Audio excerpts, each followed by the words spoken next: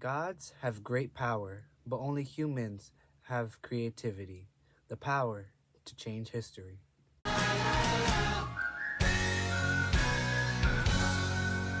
Carter and Sadie Kane grew up separated after the death of their mother ripped their family apart. Sadie lives with her grandparents in London, while Carter was homeschooled and raised by his Egyptologist father, Dr. Julius Kane, as they traveled the world. Everything changes one holiday evening when Julius does the unimaginable.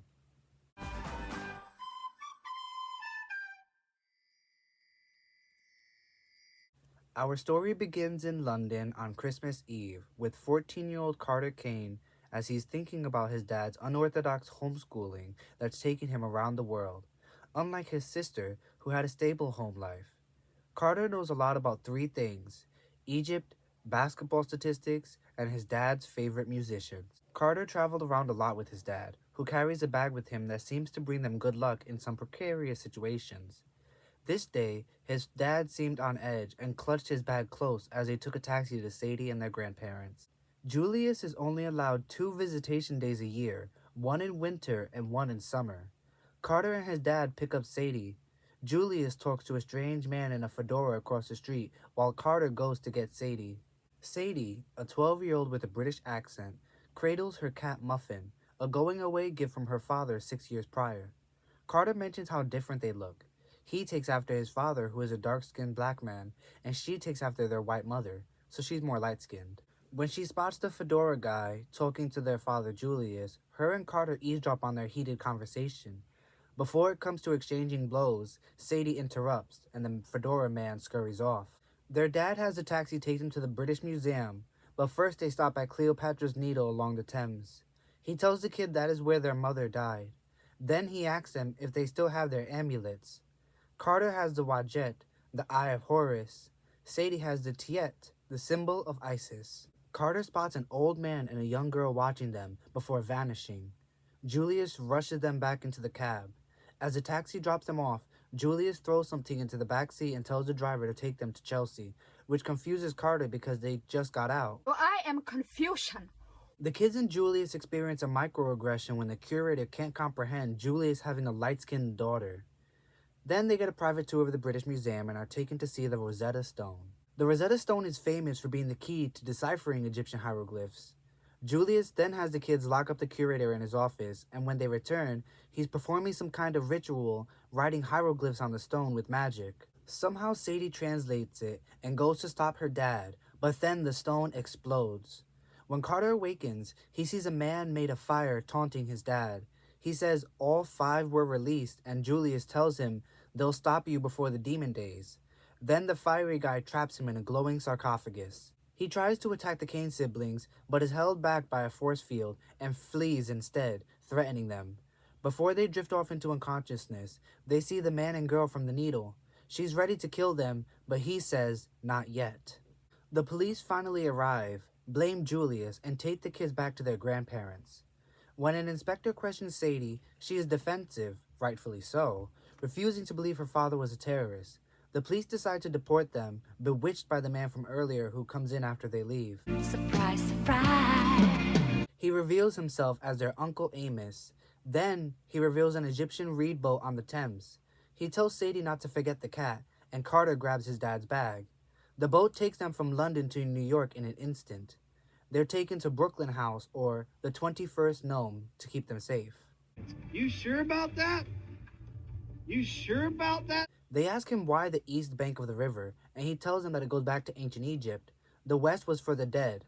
Also, Manhattan has other gods to deal with. They spot the mansion on top of an industrial building. Carter, without knowing, uses magic to open the door, and Amos shows them around a bit.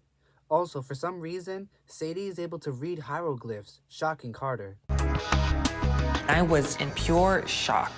I thought I might have misheard. You playing with me? They're introduced to Khufu the baboon, who only eats foods that end in the letter O. Amos takes Carter's bag and locks it in the library. He sends the kids to get some rest, telling them they'll begin orientation tomorrow if they hope to survive and save their father. Carter decides not to sleep with the ivory pillow that he's given, and thus has strange dreams where his ba leaves his body. He sees a vision of Camelback Mountain in Phoenix, seeing two demons talking to the fiery guy. They ask about the others, and the fiery guy tells them one is entombed and the other is weak. The last two he will deal with. Before the dream ends, he orders a demon to release the Longnecks. Carter awakens hearing a voice in his head telling him to be ready. He finds his clothes gone and replaced by linen ones. As he heads down to breakfast, he notices all the empty bedrooms in the mansion. Khufu challenges Carter to a game of basketball, but he tells him later. On the balcony, he sees an albino crocodile named Philip of Macedonia is in the pool, and Sadie and Amos are eating. Amos says Merry Christmas, and then he fills them in on how Julius was trying to summon a god. Then he goes on to info dump that Egyptian gods are real, how things like the Washington Monument are proof of their continued influence of ancient Egypt, how their parents are each descended from ancient magical bloodlines, and they are the result of that combined power. How it's up to the House of Life to fight these gods, not worship them. He then breaks a plate and reassembles it using a spell, Hanem. He goes on about how the Egyptian magic over the years has collected into artifacts like the Rosetta Stone, which released 5 gods. Osiris was one which their dad tried hosting. Their dad broke the rules last night, as well as at Cleopatra's Needle. For that, he was banished from the House of Life. Carter tells him about the weird dream he had, how the fiery guy said he'll create a huge storm to seal his power by his birthday. Amos questions why he didn't use the headrest and goes on to describe the dangers of the Duat. They're back. Beware the hooks. Then Amos tells them he'll go to Phoenix to find out more about the Red Lord, leaves Muffin to guard them, and disappears over the balcony railing. They decide to explore the library against their uncle's request. Sadie distracts Khufu with a box of Cheerios, then uses a Hadith spell to destroy the library doors. They notice that the spell she cast glowed gold, while their uncle and dad's glowed blue. Coincidence? I think not! They find their dad's work bag and examine the contents. It's a magician's kit, and Sadie accidentally activates a Shabti figure inside, nicknamed Doughboy. Afterwards, they explore the scrolls and find one labeled the Blood of the Great House, or Blood of the Pharaohs. It contains their surname as well as those of ancient Egyptian pharaohs. Then they find an image of the sky goddess Nut and her 5 children, Set, the Red Lord, Osiris, Isis, Nephthys, and Horus. Carter explains the story of how Geb, the earth god, and Nut had to create 5 whole new days, the demon days, so she could have her children. Before they can learn more, Khufu begins barking upstairs. In the great room, they find serpent-headed leopards attacking Philip in the balcony pool. Philip destroys the terrorists, sacrificing himself trying to stop them. Carter recognizes them, and they rush back to the library. He has a Shabti retrieve the Narmer palette. Sadie comments that Narmer looks a lot like Julius. They examine the back, and Carter says the creatures are called serpepards, creatures of chaos. Back in the great room, the serpepards are trying to break down the glass doors. The hieroglyphs barely hold it back. Khufu tries attacking when they break in, but is knocked over the broken terrace and into the East River as well. No, God! Sadie has an idea and orders Muffin to protect them. Then, a woman in a leopard jumpsuit appears and saves the day, defeating the monsters, who dissolve into sand. She introduces herself as Bast, the cat goddess. She tells them a magician must have sabotaged the defensive spells.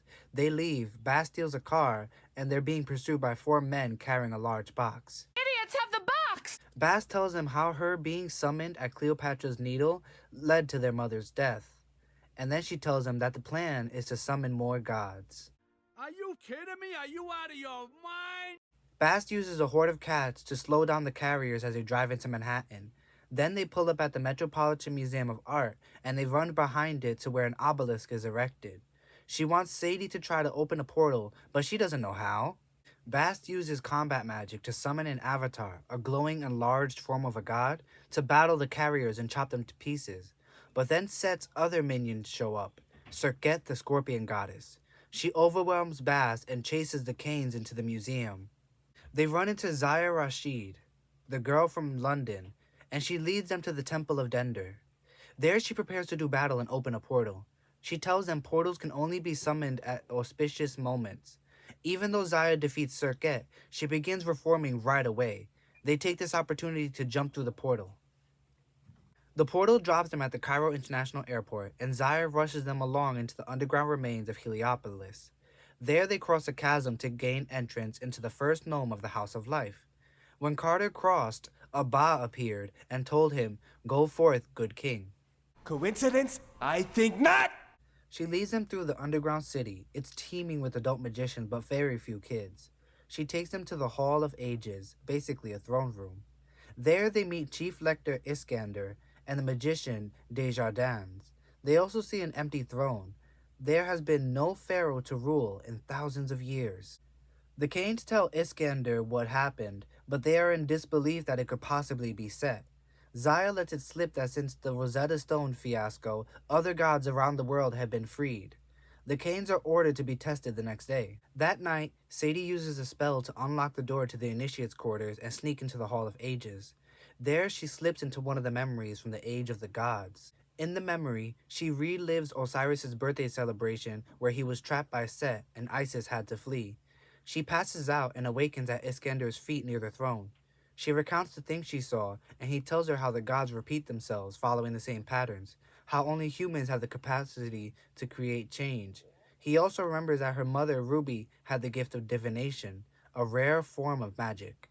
In the morning, they drink the water off a Thoth statue to prepare them for their test. They also get a tattoo on their tongue to help them speak the words of Ma'at. She gives Sadie a magician's kit. Carter gets to keep their dad's kit since he's the eldest, as well as a khopesh he grabbed back at Brooklyn House. Zaya teaches them about hieroglyphic magic and then takes them to duel. It's time to duel! They take a sand portal to the Luxor Temple. Carter mentions how the twin to the obelisk out front is located in Paris as they head inside. There, Zaya has them duel one another. During the duel, Zaya explains how magic can be drawn from all kinds of sources, including the gods. They learn they are descended from Ramses, and Sadie realizes their dad is descended from Narmer. That's how they combine two royal bloodlines. Sadie also realizes Zaya is suspicious that they're hosting gods. Don't be suspicious. Don't be suspicious. Sadie summons a lion and it attacks Carter, who summons a glowing golden avatar of a falcon-headed warrior to ward off the attack. Before Zaya can say anything, she receives a message that Iskander is dead. With Desjardins in charge, he will order the execution, so Zaya warns them to flee through the obelisk. Then we get Carter's POV of the night before real quick. He had another vision, this one about Set capturing Amos. He awakens and winds up following Zaya to a hidden room. There she tells him about how her parents died and her village was destroyed by a demon. That's rough, buddy. As they're attempting to flee, a magician appears and summons Sphinx ghosts to attack them. Sadie finally creates a portal, and it takes them to Paris. But Carter accidentally brings the Sphinxes with him. But Bass saves the day. She's an icon, she's a legend, and she is the moment. Now come on now. Bass tells them that they're safe for now.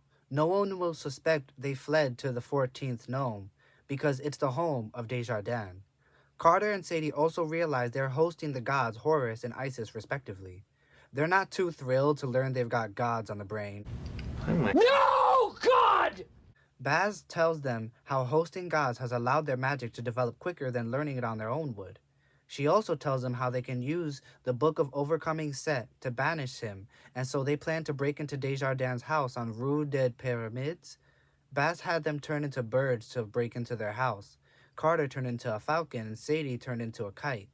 Inside, Sadie cannot change back, and Carter had Doughboy the shopty help find the book.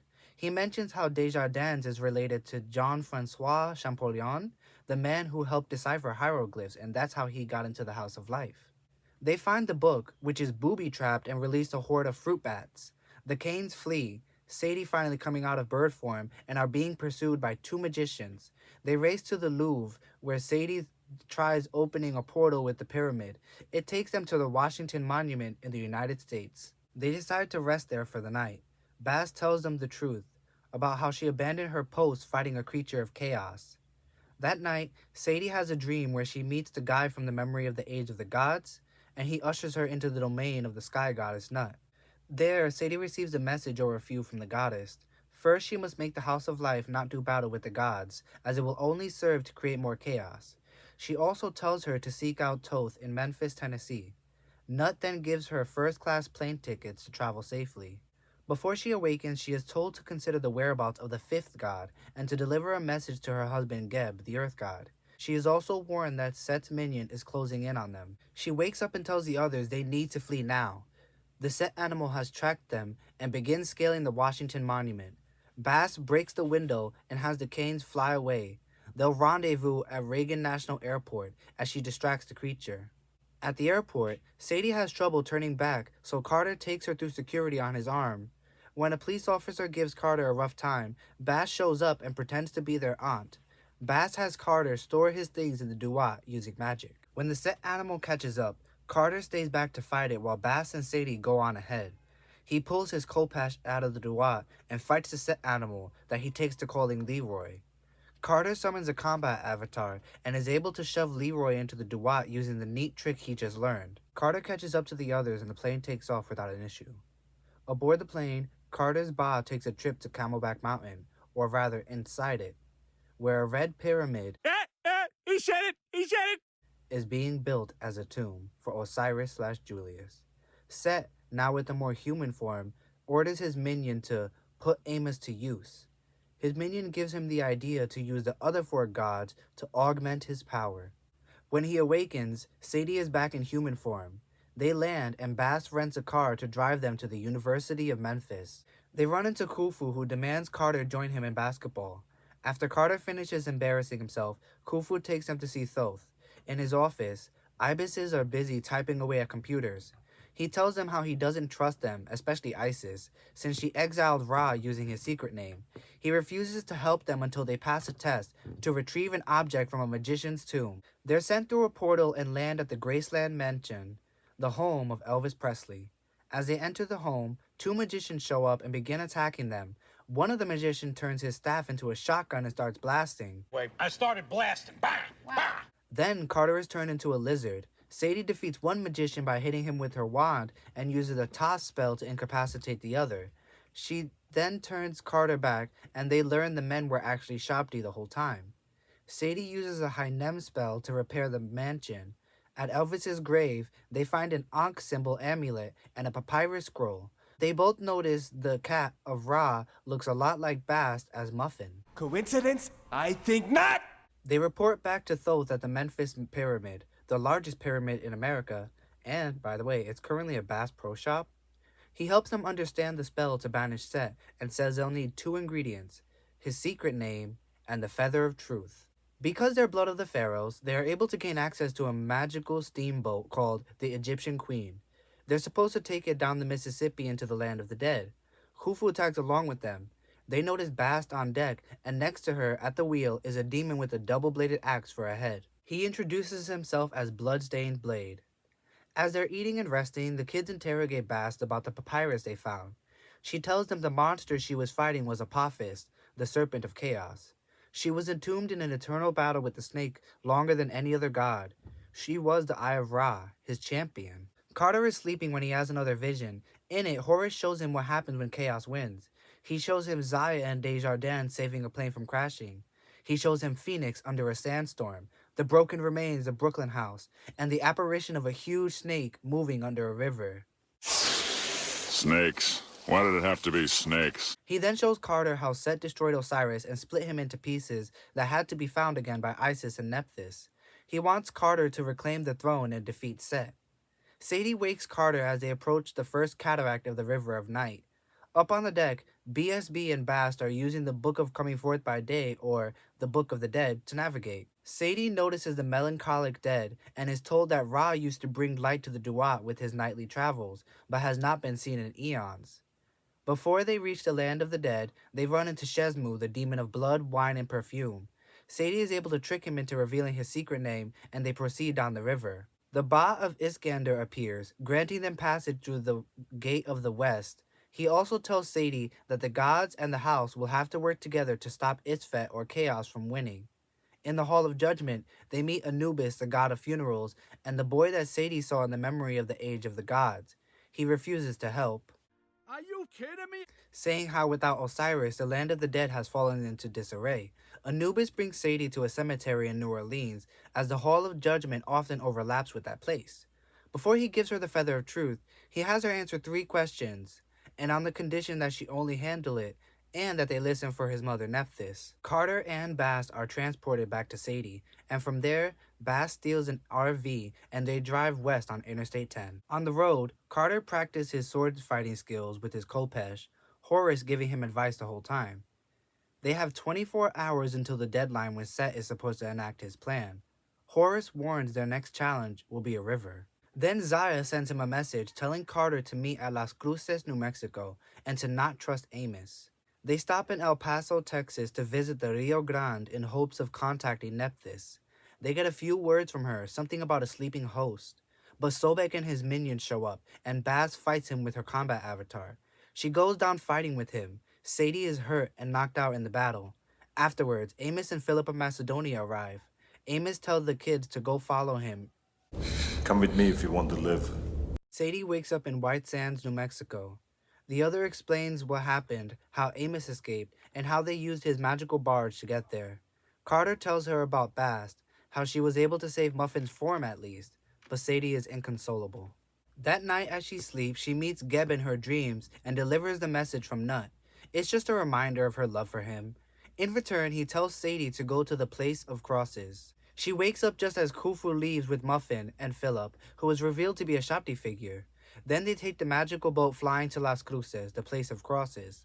It's there that they meet with Zaya, but then Desjardins and the other magicians pop up and they begin doing battle. Wait, I started blasting. Bang! Bang!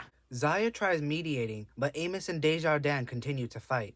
Amos is using storm magic, and Desjardins takes this as further evidence they're working with the gods.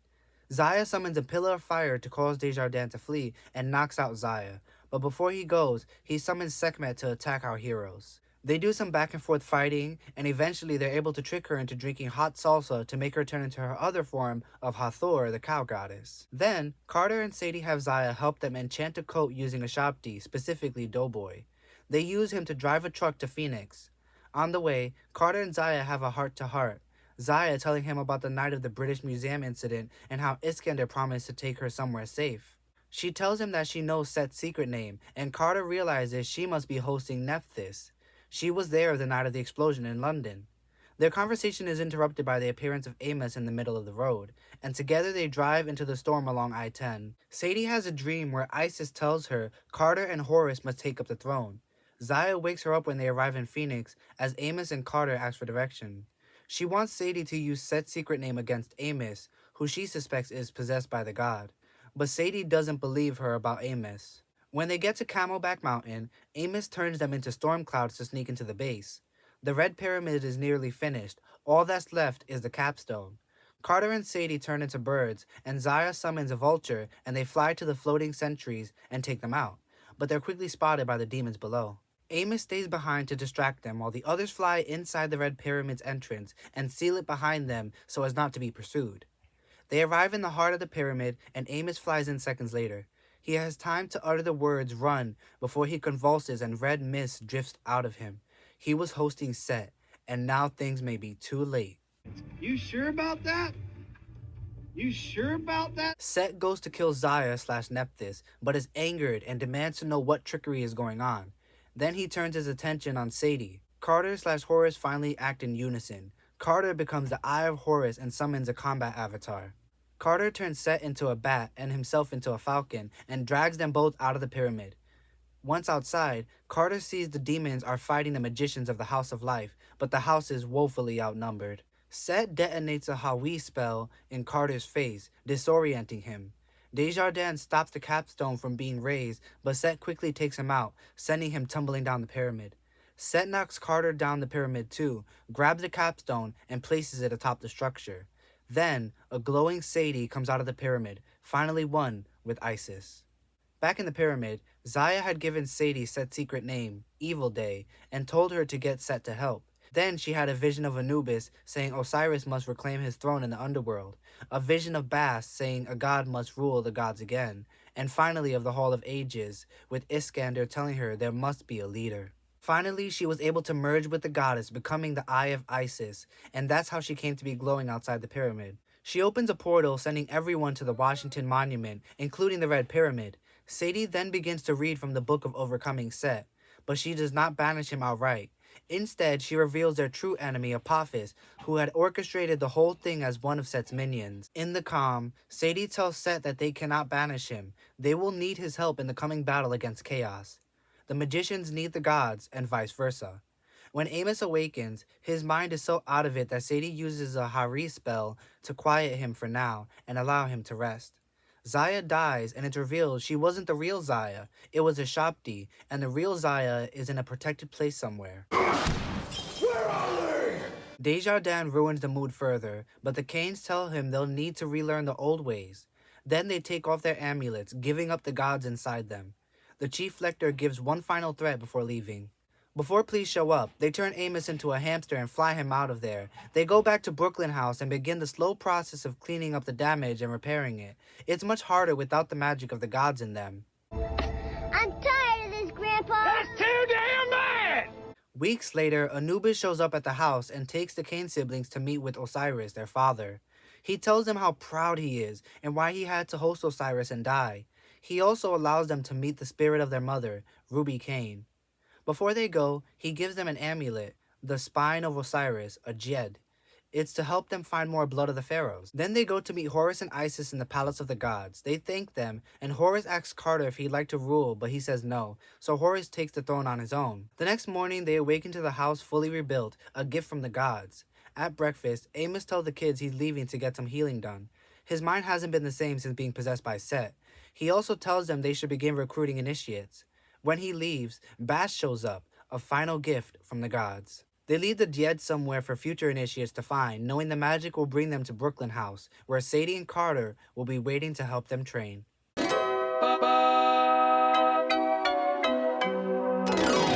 I appreciate the things that Riordan got right when it comes to depicting race and interracial families. Although it is by no means perfect, it has its flaws, like downplaying some of the inherent systemic racism of the US with the pull yourself up by your bootstraps mentality. The siblings dynamic is another thing I love. It's so real and vivid to the imagination. I found myself empathizing with their struggles, both physical and emotional. This whole book is an analogy on saying goodbye to a parent and accepting loss, both old and new, because grief is not a linear process. The House of Life is analogous to the systems that demonize black and brown children. The house contributes to the adultification of black and brown children through Sadie and Carter. The repercussions they face are way out of proportion to the fact that they are children. It tears me apart to watch them still overcome these obstacles, and yet they persist and succeed and grow and get to experience moments of joy and love. But that's where I'll end things for now. Let me know your thoughts in the comments below, leave a like, and subscribe if you haven't already. Bye! Bye!